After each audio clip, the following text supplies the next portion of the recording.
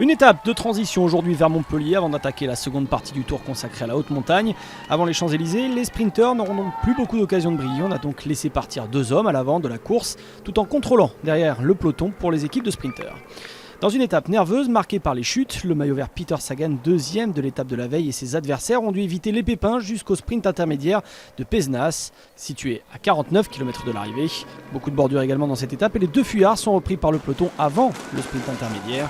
Un sprint intermédiaire que Marcel Kittel domine devant Peter Sagan et Mark Cavendish. Un peu plus loin, le peloton se reforme, les retardataires reviennent pour les 35 derniers kilomètres. Mais à 12 km de l'arrivée, Peter Sagan et les Tinkoff tentent une nouvelle bordure.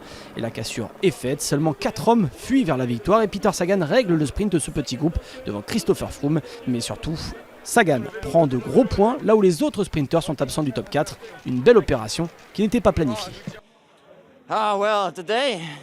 Aujourd'hui, tout le monde était prévenu, le vent allait être fou, mais c'est surtout sur les 15 derniers kilomètres que le vent a soufflé très fort.